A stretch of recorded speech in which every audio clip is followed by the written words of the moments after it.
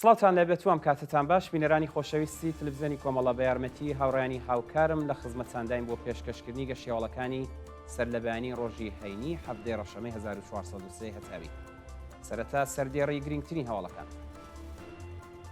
دەست بە سەرکردنی هاوڵاتیەک لە شاری بۆکان، دۆخی خراپی تەندروستی ئیبراهیم سدیق حەمەدانی لە زیندانی نەغەدا، هێرشی بەردەوامی تورکیا بۆ سەر ڕۆژاوا و باشووری کوردستان، ناڕەزاتی کاسبکاران لە ئاسخراپی دۆخی بازار، هێرشی هێز ئەمنیەتیەکانی ڕژیم بۆ سەر ماڵی هەستی ئەمیری لە تاران، لە سێدارەدانی 6 بەندکراو لە 3 زیندانی ئێران و ژیانی 19 ملیۆن شارۆمەند لە ناوچە پراوێزنشینەکانی ئێران.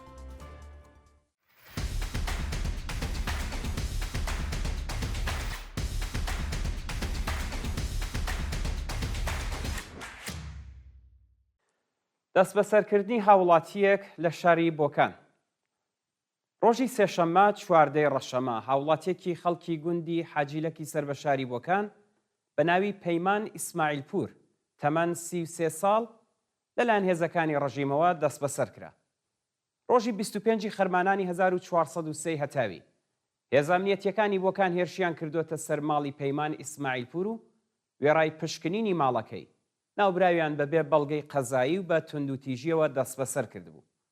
ئەو شارۆمەندە پاش چەند ڕۆژ لێپرسینەوە بە دانانی وەسیقە لە گرتوخانە ئازاد کرا، بەڵام ڕۆژی سێشەممە 14 ڕەشەمە بۆ جارێکی دیکە بە فەرمانی دادستانی دەست بەسەر و بۆ زیندانی بۆکان ڕاگوێزرا تا کاتی داڕشتنی ئەم هەواڵەش زانیاریەک لەسەر هۆکاری بەندکران و ئەو تۆمەتانەی خراوەتە پاڵ دۆستیەکەی لەبەردەستانیە. ئاشکرابوونی ناسناوی 4 کرێکاری برینداری شارەداری تیکاب. بە پێی راپۆرتەکان ناسناوی 4 کرێکاری برینداری شارەداری تیکاب کە لەلایەن هێزەکانی حکوومەتەوە بریندار کرابوون بریتیە لە ئەمیر ڕەها، مەقسوود فوربانپور، ئیرەج مورادی و حەمید نەویدی. لە ڕۆژانی ڕابردوودا کرێکارانی شارەداری تیکاب لە ئاستنەدانی حەقدەست ناڕەزایەتیان دەربڕی، بەڵام هێزە سەرکوتگەرەکانی کۆماری ئیسلامی هێرشیان کردنە سەریان و 4 کرێکار بریندار بوون. ڕۆژی چوارشەممە 15 ڕەشەمەی 1403 ئەو 4 کرێکارە بریندارە پاش وەرگرتنی چارەسەری پزیشکی لا نەخۆشخانە مەرەخەس کراون. دۆخی خراپی تەندروستی ئیبراهیم سدیق حەمەدانی لە زیندانی نەغەدا. بە پێی راپۆرتی کانونی مافی مرۆڤی ئێران، دۆخی تەندروستی ئیبراهیم سدیق حەمەدانی ناجێگیرە و لە دەستڕاگەیشتن بە دەرمان بێبەشکراوە. ماوەی 7 ساڵە ئیبراهیم سدیق حەمەدانی لە بەندی تاوانە کۆمەڵایەتیەکانی زیندانی نەغەدە ڕاگیراوە و بەرپرسانی زیندان ئەو بەندکراوە سیاسییان لە دەستڕاگەیشتن بە دەرمان بێبەش کردووە. ناوبراو نەخۆشی شەکرەی هەیە و پێشتر یەکێک لە پەنجەکانی لاقییانیان بڕیوەتەوە. هەرچەند پزیشکان چەند جار سەبارەت بە دۆخی تەندروستی ئیبراهیم هۆشداریان بە بەرپرسانی قەزایی پارێزگای ورمێداوە، بەڵام ناوەندە ئەمنیەتیەکانی ڕژیم لەگەڵ پێدانی مەرەخەسی دەرمانی ئەو بەندکراوە دژایەتی دەکەن. هێرشی بەردەوامی تورکیا بۆ سەر ڕۆژاوا و باشووری کوردستان. ڕۆژی پێنجشەممە 16 ڕەشەمە فڕۆکەکانی دەوڵەتی تورکیا بۆ جارێکی دیکە دەوروبەری بەنداوی تەشرین لە ڕۆژاوا و قەزای ماوەتیان لە باشووری کوردستان بە چڕی بردومان کرد. فڕۆکەکانی ئەرتەشی تورکیا وێڕای ڕاگەیاندنی ئاگربەست لەلایەن پەکەکەوە درێژە بە پێشێلکاریەکانیان ئەدەن و ڕۆژی ڕابردوو دۆڵی ژاژاوڵیان لە قەزای ماوەت بردومان کردووە. لەلایەکی دیکەوە شەڕێکی قورس لە نێوان شەروانان و تێرۆریستانی سەر بە تورکیا لە دەوروبەری بەنداوی تەشرین لە ئارادایە.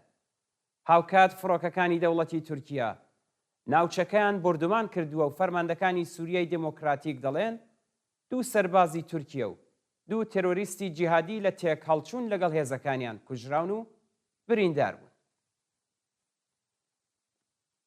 مانگرتنی کرێکارانی بەشی فلۆتاسیۆن لە کارخانەی مسی شاری بابەک. ڕۆژی پێنجشەممە 16 ڕەشەمەی 1403 کرێکارانی شاغڵ لە بەشی فلۆتاسیۆنی کارخانەی مسی شاری بابەک لە پارێزگای کرمان بۆ دووهەمین ڕۆژی بەردەوام دژ بە نەدانی داخوازیەکانیان درێژەیان بە مانگرتندا. بە پێی زانیاریەکان کرێکارانی شاغڵ لە کارخانەی مسی شاری بابەک لە ئاسنەدانی داخوازیە دواخراوەکانیان ناڕازین و بە مانگرتن و کۆبوونەوە لە نێو مەحوەتەی شرکەت خوازیاری زیادکردنی حەقدەست بە پێی ڕێژەی هەڵاوسان، پێدانی حەقی بیمەکانیان بە ڕێکخراوی تامینی ئیجتماعی، تەزمینی ئەمنیەتی پیشەیی و پەرداختی جەژنانە و پاداشتی کۆتایی ساڵ بوو. ڕێپێوانی کرێکارانی وەرزی لە شرکەتی نەیشەکەری حەوتەپە. کرێکارانی وەرزی شاغڵ لە شرکەتی نەیشەکەری حەوتەپە ڕۆژی پێنجشەممە 16 ڕەشەمە دژ بە نەدانی حەقدەست خۆپیشاندانیان کرد. کرێکارانی ناڕازی بە ڕێپێوان لە نێو مەحەوەتەی شرکەت خوازیاری پەرداختی حەقدەستە دواخراوەکان، گۆڕانی دۆخی پیشەیی، بەکردەوە دەرهاتنی گەڵاڵەی ڕیزبەندی، نوێکردنەوەی گرێبەست، تەزمینی ئەمنیەتی پیشەیی، پەرداختی مەزایای کاری و دابینکردنی بیمەی دەرمانی کارامە بوو. درێژەی مانگرتنی کامیۆنداران لە ئیسفەهان. ڕۆژی پێنجشەممە 16 ڕەشەمەی 1403 کامیۆندارانی ئیسفەهانی بۆ چەندمین ڕۆژی بەردەوام دژ بە دۆخی خراپی پیشەیی و مەعیشەتی درێژەیان بە مانگرتندا. کامیۆنداران بە مانگرتن و کۆبوونەوە خوازیاری زیادکردنی کرێیبار، دابینکردنی لاستیک بە نرخی گونجاو، دابەزینی نرخی پارچەی یەدەکی ئۆتۆمۆبیل، پێدانی بیمەی شۆفێران و کەمکردنەوەی نرخی گازۆیل بوون. ناڕەزایەتی کاسبکاران لە ئاسخراپی دۆخی بازار. بە پێی ئەو ڤیدیۆیانەی لە تۆڕە کۆمەڵایەتیەکان بڵاوکراوەتەوە، کاسبکاران لە شارەکانی مەشهەد، تاران، ئیسفەهان، شیراز و قەشم لە ئاسخراپی دۆخی بازار و نەبوونی کارەبا ناڕەزایەتیان دەربڕیوە. بە وتەی دوکانداران، هەموو کۆمەڵە تیجاری و بازاڕەکانی ئێران چۆڵن وە خەڵک توانایی کڕینیان نییە. نرخی کەلوپەل زۆر گرانە و زەرەرمەند بوون. یەکێک لە بازاڕیان دەڵێت کاتی پاسکردنی چەکەکانیان هاتووە، بەڵام پارەیان نییە پەرداختی بکەن و لە مایە پوچ بوون نزیک بوونەتەوە. هەندێک لە دوکاندارانیش دەڵێن نەبوونی کارەبا زیانی زۆری لێداون و ئەگەر دەوڵەت زیانەکانیان قەرەبوو نەکاتەوە، مانگرتنی گشتی لە سەرانسەری ئێران ڕادەگەێنن. هێرشی هێزانامنیەتیەکانی ڕژیم بۆ سەرماڵی هەستی ئەمیری لە تاران. لە سەروبەندی ڕۆژی جیهانی ژن شەوی چوارشەممە 15 ڕەشەمە هێزانامنیەتیەکانی ڕژیم هێرشیان کردە سەرماڵی هەستی ئەمیری و ناوبراویان بۆ دادگا بانکێش کرد. هەستی ئەمیری چالاکی خوێندکاری و زیندانی سیاسی پێشوو لە پیجی تایبەتی خۆیدا ڕایگەاندووە کە هێزەکانی وەزارەتی ئیتلاعات بە شێوەیەکی وەحشیانە هێرشیان کردووەتە سەر ماڵەکەی و وێڕای پشکنینی کەلوپە لە شەخسیەکانی مۆبایل و لەپتابەکەیان زەوت کردووە. ناوبراو هەروەهاوتی لەلایەن دەستگای قەزای ڕژیمەوە بانکێشت کراوە و ئەبێ لە ڕۆژانی داهاتوودا خۆی بە دادسەرای گشتی و ئینقلابی تاران بناسێنێت. گیان لە دەستانی سێ کرێکار لە تاران و ڕەشت. ڕۆژانی چوارشەممە و پێنجشەممە 15 و 16 ڕەشەمە سێ کرێکار لە شارەکانی ڕەشت و تاران بەهۆی نەبوونی مەنیشۆنی کار تووشی ڕووداو بوون و گیانیان لەدەستا. بە پێی زانیاریەکان کرێکارێکی بیناسازی تەمەن 6 ساڵ لە شاری ڕەشت بەهۆی گیر خواردن لە نێوان کابینی ئاسانسۆر و دیواردا گیانی لەدەستاوە.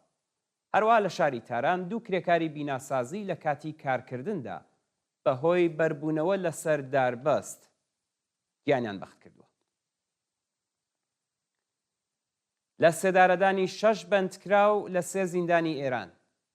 لە ڕۆژانی ڕابردوودا حکمی ئیعدامی 6 بەندکراو بە تۆمەتەکانی پەیوەندیدار بە مادەی هۆشبەر و کوشتنی بانقەست لە زیندانەکانی قۆم، ئەردەبیل، تەورێز و قەزوین جێبەجێکراوە.